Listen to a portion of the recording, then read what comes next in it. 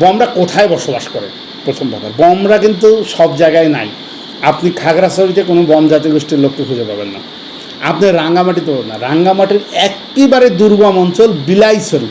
বিলাইছড়িতে কিছু বম পাড়া আছে, এটা রাঙ্গামাটি এরিয়ার মধ্যে পড়ছে, কিন্তু রাঙ্গামাটি এরিয়ার মধ্যে পড়লেও এটা বান্দরবনের সঙ্গে কানেক্টেড। আপনারা জানেন, আমরা এই সাইটগুলোতে ট্রেকিং করছি একটা সময়, এবং আমরা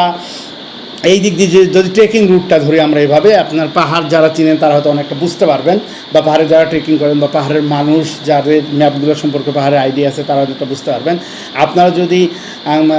রোয়াংছড়ি থেকে আপনারা যদি ব্যাংছড়ি হয়ে তারাসাতের পুরাপাড়া, তারপরে আপনার লুংলাই পাড়া, শঙ্খমণি কারবারি পাড়া, আপনি ওই দিক দিয়ে কিন্তু সিপ্পির নিচের ওই দিক দিয়ে লাইনটা ধরে কিন্তু বিলাইছড়ি উঠে যাওয়া যায় ওই দিক পর্যন্ত। তার মানে আমরা লুংলাই পাড়া, এটা কি বমপাড়া, হ্যাঁ, শঙ্খমণি পাড়া বমপাড়া, এই সাইডগুলো দিয়ে আপনি যদি এদিকে রঙিনপাড়া বমপাড়া, তো এই সাইডগুলো দিয়ে আপনারা যদি এই দিক দিয়ে বিলাইছড়ি ঢুকে যান, তাহলে আপনারা এই লাইনটা পুরো যে পাহাড়ের আমাদের আরও সহজভাবে যদি আমি বলি যে ম্যাপের কোন সাইডটা, ম্যাপের আপনারা যদি বাংলাদেশের চিটাগং হিল ট্র্যাক্সের ম্যাপে আসেন, ম্যাপে এসে আপনারা পিছনের সাইডটাতে আসবেন, অর্থাৎ সাজেকের দিকে ওই